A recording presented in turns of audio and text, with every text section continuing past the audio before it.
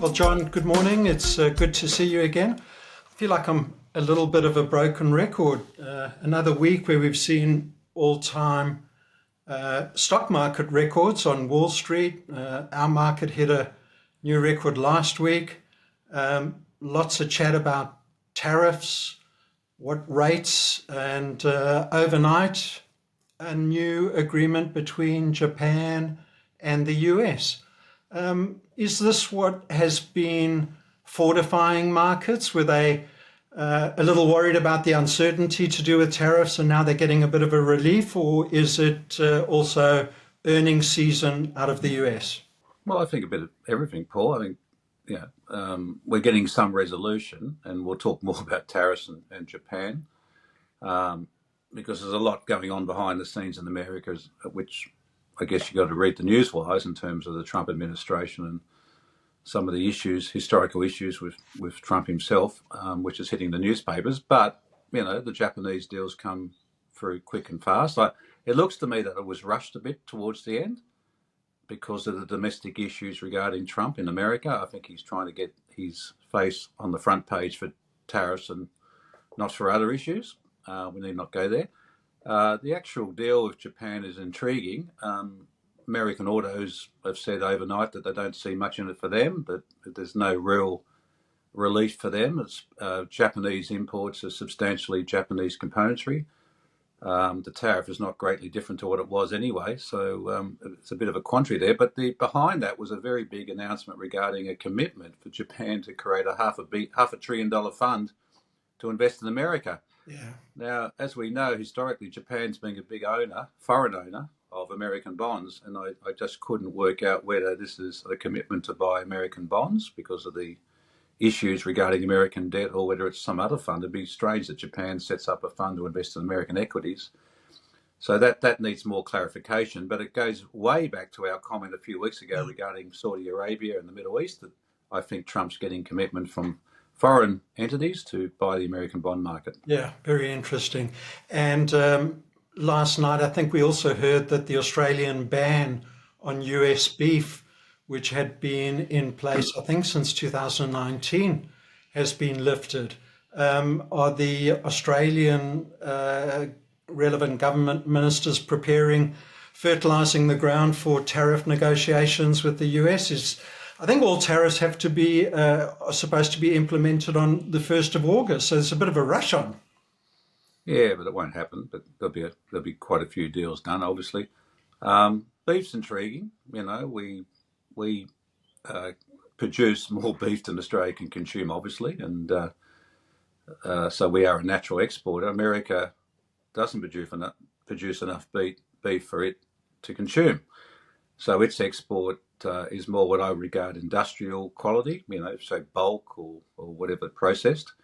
So that's probably where they're going to come in the Australian market. I can't believe they're going to be exporting, steaks, and particularly difficult with the currency at 65 cents, 66. It's ticked up overnight. So we are at an expensive level for importing of American beef. So to me, it's a bit of a win for America, but the concern is around bio. We hope that our trade officials can protect ourselves from that, and I suspect they can, so it may not be a big issue. Yeah. So tariffs has been literally the word of the year so far in investment markets, but two interesting things have happened that have kind of boosted the markets. Firstly, tariff increases haven't really yet flowed through to inflation, or to a much lower extent than people feared. And secondly, tariff agreements have been set at levels that the market would have been quite happy with, 3 or 4 months ago. So the whole tariff thing seems to have been really an overblown risk to corporate profitability. Would you agree with that? True, and we've made the point in the past regarding the start again, stop again, start again tariff proposals, flagging to American importers that they should load up their warehouses before any increase in tariffs occurs. And we've seen that happen twice now in the March quarter, and I think we'll see it again in the June quarter when we get the American trade figures. So that's dampened down the actual inflation issue short term. As these tariffs roll through, whether they're 10, 15 or 20%, there will be some impact. Now, the two impacts are the collection of tariffs, which goes into the American budget, and we need to get a figure on that. It looks like hundreds of billions of dollars, but that's a tax on American consumers, paid for by the importer on entry to America, passed on to some extent to the American consumer. And we just don't know how that's going to play out, but it will have some inflation effect. I think your point is that maybe the inflation uptick won't be as great, but it will occur. And then you've got the issue of the Federal Reserve waiting to see what the inflation effect will be. And they're just playing a waiting game. And we have a bit of a stalemate, which we've talked about endlessly between the White House and the Federal Reserve regarding interest rate policy. But I saw overnight, again, that the leader of the Congress, Republican, he's come in and weighed in. He's not happy with the Federal Reserve. Didn't use strong language, as stronger language as Trump, but he's throwing his weight behind a change in the Federal Reserve chief. So look, it's bubbling along, and we're just watching it. Yeah, and in the meantime, we're in the first couple of weeks of the US earnings season, and so far profits have come in slightly higher than expected. Any observations there? I think the banks reported in the first week, and now this week we're getting some of the big tech companies. Observations? Well, let's just look at Alphabet. Alphabet had a very good quarterly result and beat market expectations and profit growth of over 20%. But in their announcement, they did state that they're increasing substantially their investment in capital investment and research. Massive number, $85 billion.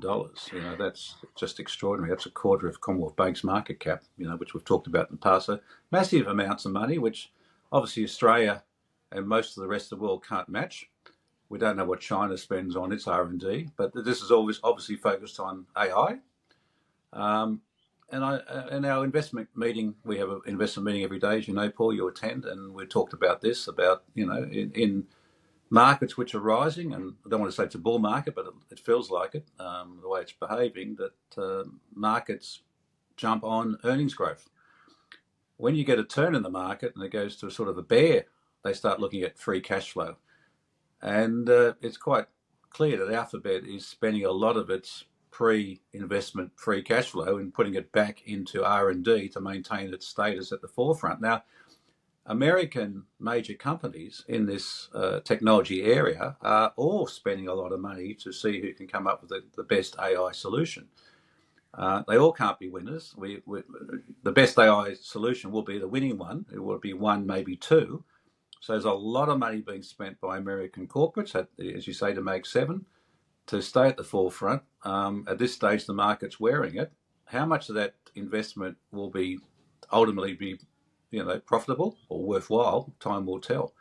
But at this stage, the market's oblivious to it. Just say, go for it. Spend hundreds and hundreds of billions of dollars for an unknown return. We do know that the return will be positive for the earnings across the economy, and there's a big discussion about this at our productivity roundtable, Paul, in a couple of weeks, about how AI impacts Australian productivity and how we regulate it and how we disperse the benefits between worker and corporate.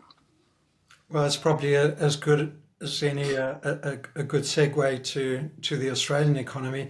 I saw an interesting article, I don't know if you read it, in the Fin Review by the economics editor, John Keogh, I think his name is, where he was talking about how the government spending has grown as a proportion of GDP to really exceptionally high levels. I think state and federal spending is something like 39% of GDP, when typically it would be about 34, 35. And he breaks down where the expenditure is occurring. And as we've spoken about in the past, one of the big culprits, let's call it, is the NDIS, which is going to cost something like $52 billion this year. And he makes the further point, which I thought was really fascinating. He said that more than half of voters depend on government for their primary source of income. Are we becoming a bit of an economy where people are becoming overly reliant on government support?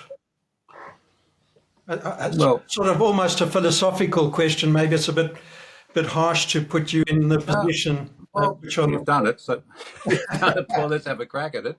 You know, I think we've said a few times, and I've written that the productivity issue of Australia goes back to not only, well, it does go back to the massive increase in employment in the public sector, which then leads to the issues which you just said, the dramatic increase in government expenditure as a percentage of GDP, which I think historically, as a nation, state and federal, we're running 3 or 4% above long-term averages.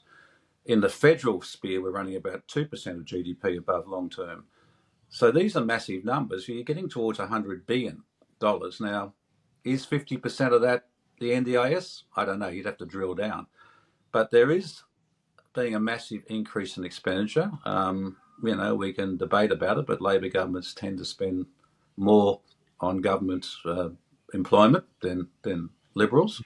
But then you have the issue about consultants, so it's a very grey area. Yeah, you almost wish that governments of whatever persuasion would agree on what is the right amount of money or percentage of GDP they should spend and stay within those bounds. We used to have that, but it seems to have gone by the wayside. And as we know, COVID caused chaos in Victoria and Queensland to an extent, in terms of government expenditure. So we are running with legacy issues. It needs to be reined in, is your point. The NDIS is something we've talked about in the past. The registration of NDIS providers seems to have been poorly managed, and we've got skullduggery in that market, so that needs to be fixed. I'm surprised it still goes on. That if we're going to employ public servants, we should be employing investigators to rein in that cost. But your point is, it is crowding out the private sector, and we are having the productivity downdraft. And this should be an issue at the round table. In a few weeks. And as I've said before, I don't think we've got enough external people going to that round table. It's the same old people coming again. So your invitation hasn't arrived yet, John? Hasn't come. So I don't expect it. But, I notice, I don't want to be rude, but we've got 4 ACTU members. Well, surely, God, you only have 1. I mean, you don't need 4. What are they all? We're crowding out the round table with not segmenting spokesmen from various parts of the economy. I think that there's duplication in that.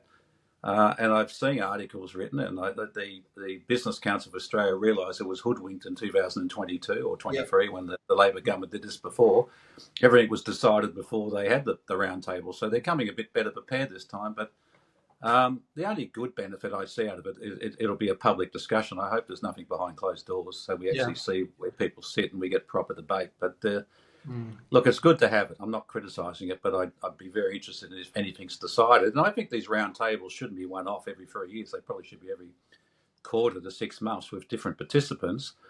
And it's a bit like kicking the football, give it to the next team to kick the football. Get a design, move it, review it, kick it again, move it, resume it. Constant improvement is the way to do this, not just having talking meetings every 3 years.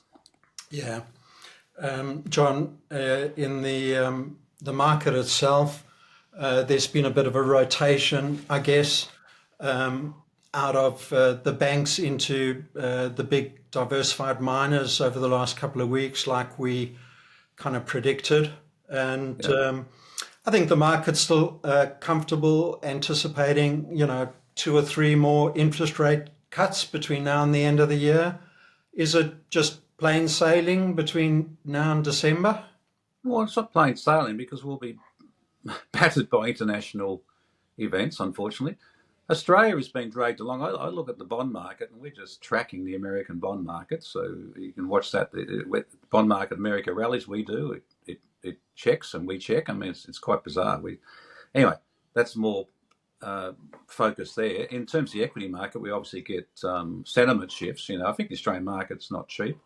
there has been that rotation, and a bit of a tick to our funds management team. They've been, you want to be early on these cycles, not late. You don't want to be chasing it, so they've been well positioned in the resources in our portfolio and underweight banks. Now, that was painful for a month or two, but now it's coming back quite strongly in CAM. I know a lot of shareholders at CAM watched this presentation. The Climb Capital portfolio is performing quite strongly, and when our next update at the end of the month, it'll show some good numbers again. And we've paid a dividend and we've covered it, plus some. So that's good news there. So we're well positioned. Yeah, we're also retaining liquidity, because I don't think you want to get too caught up in the emotion of this market rising. American market, as we said in an earlier answer, there is earnings growth there. I doubt whether there'll be substantial earnings growth in Australia. So we've had PE expansion lifting the market. There's probably an indigestion issue coming to the Australian market next 3 months, I suspect, after the announcements come through. So, we're positioned the portfolio nicely and still generating good yield, which is good. Yeah. All right. Well, I think we might wrap it up there, John. Thank you very much. Maybe just mention the yield that you're expecting out of CAM. What on an annual basis? Yep. Well, the dividend's 5.4 cents. At this stage, it's 50% franked, and hopefully we can move that up as the year transpires if there's no international effects. But we're also rolling our convertible note, which the meeting is on next week. If that note is approved by note holders, there'll be a 6.5% monthly income note rolled into. That'll be the new CAMG. And as we've said in our announcements, obviously the note holders get the first look at rolling into that and then subscribing for more. And then the shareholders will be offered an opportunity if they're interested. So it's an attractive note at 6.5%, and that's paid monthly. So that's the sort of yield we're generating on the note. And the shares pay quarterly, generating about a 7% yield at present, plus franking. So it's well over 9%. So they're good yields. Yeah. And supported by market performance and the portfolio performance. So quite a comfortable position at present. Okay, good. Well, we'll end it there. Thanks, John, and we'll see you next week. Thank you.